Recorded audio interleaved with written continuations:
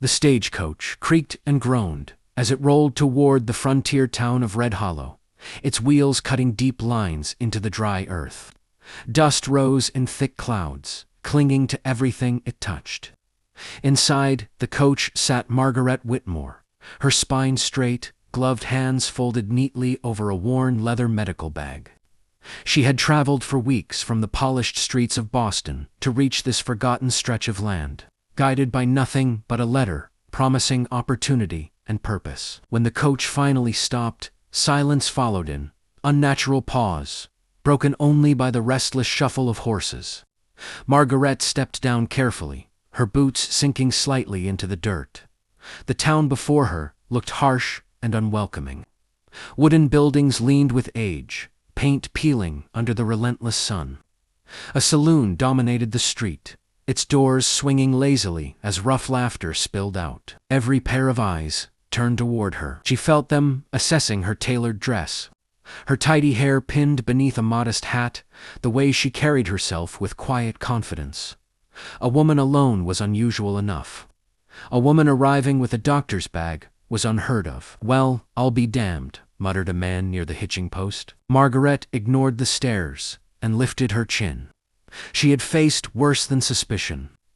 Medical school lectures filled with scoffs, professors who doubted her resolve, patients who refused her current. They had no other choice. She spotted the small building labeled Clinica, generous word for a structure barely standing. As she approached, a deep voice stopped her. "You lost, Miss." She turned to see a tall man leaning against a post outside the general store. He wore a weathered coat, dust-covered boots, and a wide-brimmed hat shadowing sharp, observant eyes. Everything about him spoke of the land unyielding and strong. "No," Margaret replied evenly. "I've arrived." The man studied her for a moment, then gave a short laugh. "You the doctor they wrote about?" "I am." "That's so." He pushed himself upright. "Name's Colt Ryder." She nodded, politely. Margaret Whitmore. Colt's gaze flicked to her medical bag. "Town's rough on doctors. Rough on anyone, really. I didn't come here expecting comfort." "That'll be your first smart decision," he said, though there was something like approval in his tone. Margaret reached the clinic door and pushed it open. Dust coated every surface. The cot sagged in the middle. Shelves sat nearly empty. For a brief moment, doubt crept in, but she forced it down. This was why she came. Behind her, Colt let out a low whistle. "They didn't tell you the truth, did they?" "They told me enough," she replied. "People are sick, injured, and someone needs to help them." Colt tilted his head. "You won't last long." She turned sharply, meeting his eyes without flinching. "I didn't travel halfway across the country to be chased off. Told you so predictions." A slow grin crossed his face. "You've got fire. I'll give you that." Margaret began unpacking her bag, her movements precise and deliberate. Outside, the town resumed its uneasy rhythm, unaware that something had shifted. Colt watched her for another moment before turning away, unable to explain why the arrival of one refined doctor made the vast frontier feel suddenly smaller and far more complicated. Margaret barely slept her first night in Red Hollow. The clinic's thin walls let in every sound: the creak of wagons, drunken laughter from the saloon, the distant cry of coyotes. She lay on the narrow cot, staring at the ceiling, reminding herself why she had come. Purpose before comfort, always. At dawn, she rose, rolled up her sleeves, and began cleaning. By mid-morning, the door to the clinic burst open so hard it slammed against the wall. "Doctor," a man shouted. Two ranch hands dragged a third between them, his weight sagging heavily, blood soaking through his pant leg. Margaret was on her feet instantly. "Lay him down," she ordered. Carefully, they obeyed without question.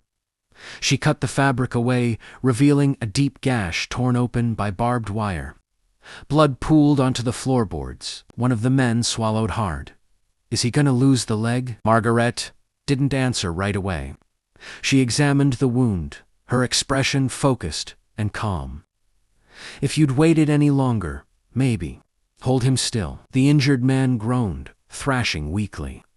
A strong pair of hands pressed down on his shoulders. "I've got him." Margaret looked up to see Colt Ryder, standing at the cot, jaw set, eyes serious. Without waiting for instruction, he braced the man firmly. She worked quickly, cleaning, stitching, applying pressure. Her hands moved with confidence, earned through years of training and quiet defiance. Sweat trickled down her temple, but her voice never wavered. "Breathe," she told the patient. Almost done. When she tied off the final stitch, the room seemed to exhale. "He'll live," Margaret said, "but he needs rest. No riding, no work. And clean bandages daily." The ranch hands nodded vigorously, relief written all over their faces. "Thank you, Doc, truly." They carried the man out, leaving the room suddenly quiet. Colt remained. He cleared his throat. "Didn't expect that." Margaret rinsed her hands. "What did you expect?" "Panic. Hesitation," he shrugged. "Guess I was wrong." She glanced at him, then allowed herself a small, tired smile. "That happens." For a moment, respect replaced skepticism in Colt's eyes. That respect was tested 2 days later. Margaret rode out to Colt's ranch after hearing several of his hands were running fevers. She dismounted, surveying the crowded bunkhouse, the shared water barrel, the men coughing through exhaustion. "This needs to change," she said flatly. Colt crossed his arms. "They've lived like this for years, and now they're sick," she snapped. "You're overworking them and poisoning your own water supply." His eyes hardened. "You don't get to tell me how to run my ranch." "I do, when it becomes a matter of life and death." The words hung heavy between them. Colt stepped closer, towering over her. "You think because you read books back east, you understand this land." Margaret met his stare, unyielding. "I understand. Bodies break, no matter where you are." Silence stretched tight. Finally, Colt exhaled sharply and turned away. "I'll have the water moved, and the sick men rested. Happy, alive," she corrected. "That's the goal." As she rode back to town, her anger faded, replaced by something more confusing. Colt Ryder was stubborn, frustrating, and infuriatingly proud, but he listened. Even when he didn't want to. Back at the ranch, Colt watched her disappear into the dust. He didn't like being challenged, but he liked even less the thought of losing men because of his pride. And for the first time, he wondered if Red Hollow's new doctor was more than just passing through. The sky turned the color of bruised steel just after noon. Margaret noticed it first while finishing a house call on the outskirts of Red Hollow. The wind shifted suddenly, sharp and cold, carrying grit that stung her cheeks. She tightened her grip on the reins and urged her horse forward. Too late. The wind howled, swallowing the land. Dust rose in towering waves, blotting out the horizon. Her horse reared, eyes rolling in panic, then bolted hard to the left. "Easy, easy," Margaret cried. The reins slipped. The world spun. She hit the ground with a painful thud. The breath knocked clean from her lungs. When she tried to stand, white-hot pain shot through her ankle. She clenched her teeth and forced herself upright, just as the storm closed in, sand whipping her face. Visibility vanished. She crouched low, pulling her coat tight, every medical instinct screaming that she needed shelter. A shout cut through the wind. "Margaret!" She looked up, barely making out a shape moving toward her. Colt. He slid from his horse and dropped to her side. "Don't move." "I think it's sprained," she said, voice strained but steady. Colt scooped her up without hesitation, shielding her with his body as he mounted. The ride to his ranch was slow and tense, the storm battering them from all sides. Margaret focused on breathing, on staying conscious. Inside Colt's cabin, the door slammed shut against the wind. Firelight flickered as Colt set her gently on the table. She removed her boot, examining the swelling. "No break. I'll be fine." "You ain't going anywhere tonight," Colt said firmly. Outside, the storm raged like something alive. Inside, silence settled between them, broken only by the crackle of fire. Colt poured water and handed it to her. "You always this stubborn." She managed a tired smile, only when necessary. As hours passed, conversations softened.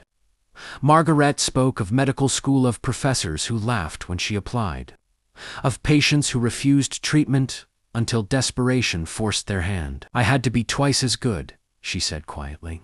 And even then, it wasn't enough for some. Colt stared into the fire. When my PA died, folks said I'd lose the ranch within a year. Said I wasn't hard enough. Did you believe them? Not for a second, he replied. But I learned how lonely proving them wrong can be. Their eyes met. Something unspoken forming in the space between them. Understanding, respect. A spark neither had expected. The storm finally eased near dawn. Colt rose and opened the door. Sunlight spilled in, painting the dust in gold. Looks like you're trapped here a while longer. Margaret nodded. I don't mind. And for the first time since arriving in Red Hollow, she realized she wasn't entirely alone. By the time Margaret returned to town, Red Hollow was buzzing. She felt it the moment she stepped onto the main road.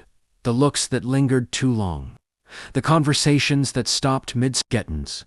Whispers followed her like shadows. A woman spending the night alone at a ranch. Not proper for a doctor. Margaret kept her head high, but the weight of it pressed hard against her chest. The town council summoned her that afternoon. She stood before 3 men, seated behind a scarred wooden table. Their expressions were stiff, uneasy. Dr. Whitmore, the eldest, began. Concerns have been raised about your conduct. My conduct? Margaret asked calmly. It's been said you stayed overnight at Mr. Ryder's ranch. I was injured in a dust storm, she replied. I would have been foolish and dead to ride on. The men exchanged glances. We're grateful for your work, another said, but appearances matter. Before Margaret could answer, the door flew open. Colt strode in, eyes blazing. This is nonsense. You weren't invited, the councilman snapped. She saved lives. While you sat around jowing, Colt shot back. You don't get to question her character. Margaret lifted a hand. Colt, please. She turned to the council. I came here to be judged by my work, not by gossip. If that's not possible, then perhaps Red Hollow doesn't need a doctor as badly as it claims. Silence filled the room. Finally, the eldest councilman sighed. We'll let the matter rest. Outside, Colt caught up to her. You shouldn't have to fight this alone. I always have, she said softly. They stood there, the space between them charged with words neither spoke. I might not belong here, Margaret continued, but I'm not done yet. Colt met her gaze. Neither are you. Autumn crept into Red Hollow quietly, softening the heat and painting the plains in gold. With it came Changelow, stubborn but undeniable. Margaret's clinic no longer stood empty. Clean shelves held proper supplies. A real examination table replaced the sagging cot. Townsfolk, who once doubted her, now waited patiently outside her door, tipping their hats with respect when she passed. She had proven herself, not through words, but through steady hands and tireless care. Colt noticed everything. He watched the way she spoke firmly, yet kindly, to patients. How children stopped crying when she knelt to their level. How men twice her size listened when she gave orders. The fire he'd first seen in her hadn't faded, it had rooted itself deep. Together, they found an easy rhythm. Colt helped haul lumber for clinic repairs. Margaret rode out to the ranch weekly, checking on the hands, improving conditions. Colt now defended fiercely. One evening, they stood on a ridge overlooking the land, the sun sinking low. I got an offer, Margaret said quietly, from back east. A proper hospital. Colt's jaw tightened. You gonna take it? She looked at him. I didn't say yes. Silence stretched. I built this place with my hands, Colt said finally. But I never planned on someone else building a future in it. Margaret reached for his hand. Neither did I. As the sun dipped below the horizon, he squeezed her fingers. Then stay. Not because they need a doctor. Because I need you. She smiled, warm, certain. Then I'm staying. Below them, Red Hollow settled into dusk, no longer quite as rough as it once had been. They stood together, roots taking hold where neither expected. Don't forget to like, comment, and subscribe for more Western stories.